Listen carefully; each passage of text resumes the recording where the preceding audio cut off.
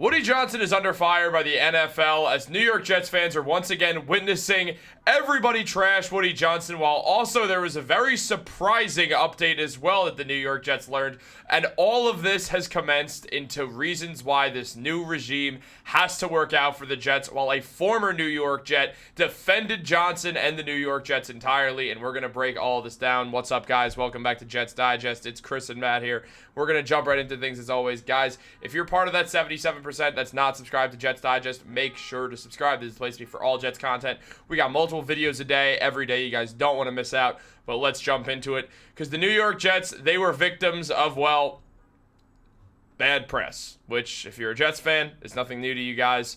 Obviously, the New York Jets, our football team has had a lot of bad press over the years, specifically with Woody Johnson, Matt. And, well, in an NFLPA voting, Woody Johnson was voted as the worst owner in the NFL, which I think most people would agree with.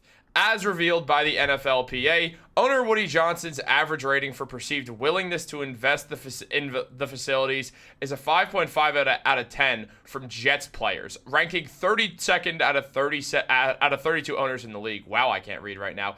The players feel that Johnson does not contribute to a positive team culture, a rank of 32 out of 32. The players feel Johnson is somewhat committed to building a competitive team, a rank of 31 out of the 32 owners. So, unsurprisingly, Woody Johnson failed across the board as per usual when it comes to Woody Johnson, Matt.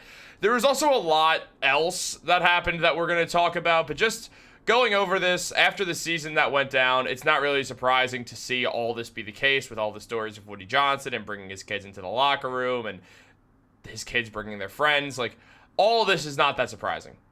Somewhat committed to building a championship team or whatever exactly it was is a hilarious statement. That is crazy. That is something that should never be said. You should never have to ever question, is your owner 100% on board with building a winning franchise? That's embarrassing. Yeah. But this is nothing that we didn't already know. We knew Woody Johnson was one of the bottom three owners, if not the worst owner in the NFL. So a non-biased third party like the NFL Players Association making a vote like this and this coming out is not surprising to people who have been paying attention a lot. I know a lot of people in our comment section, maybe they're joking, like to defend Woody Johnson, saying he's allowed to meddle because he's the owner. It's in the name, but other owners just don't do it like this.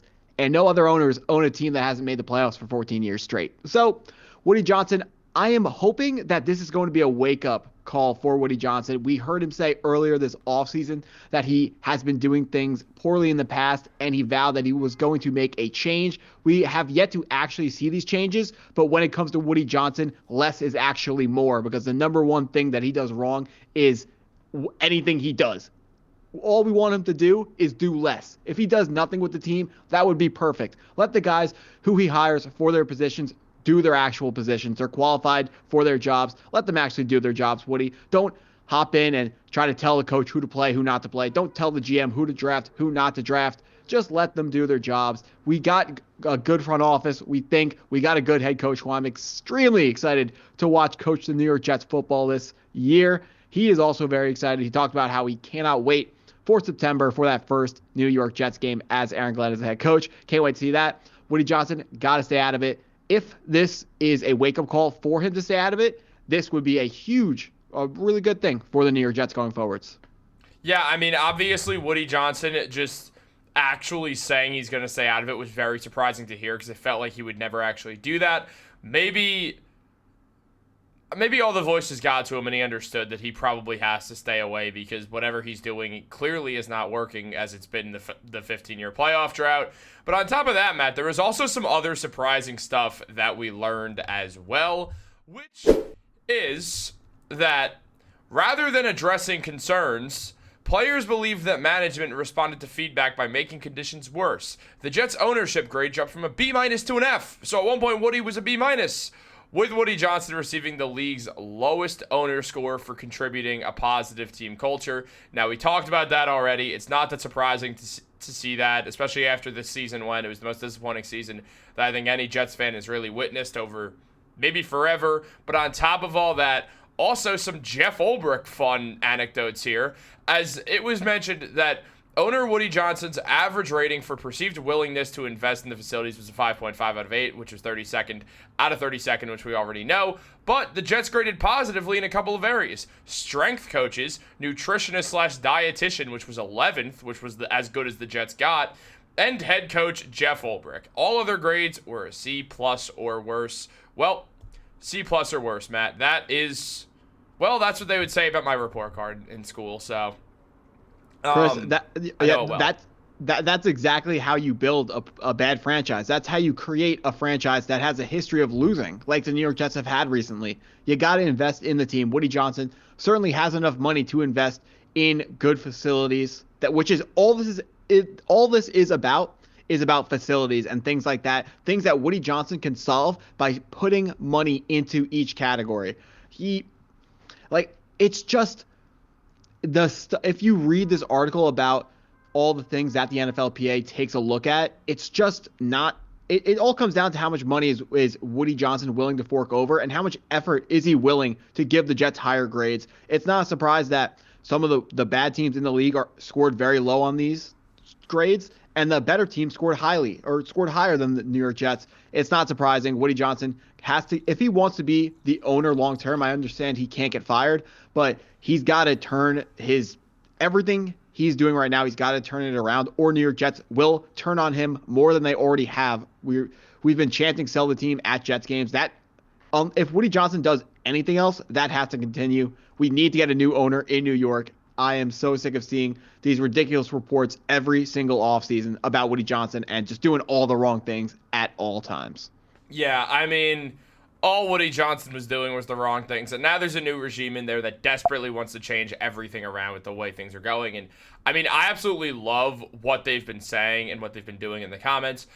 Darren, Mougey, and Aaron Glenn, who were brought in by Jets owners, Woody Johnson, and to a lesser extent, Christopher Johnson, who also just has, like, a say. On top of that, obviously, the 33rd team was involved, and Jaime Alei in these interviews for these guys. Now, I mean, Darren Mougey, when he was talking, and to hear something like this from a head coach is one thing, especially from a head coach like Aaron Glenn, you'd be like, yeah, sounds correct. That's what head coaches are going to say. But Darren Mougey was saying at the draft combine, he's like, no, we're done losing. We're done. We're not doing that anymore. Like, we're not doing anything that's going to make us lose.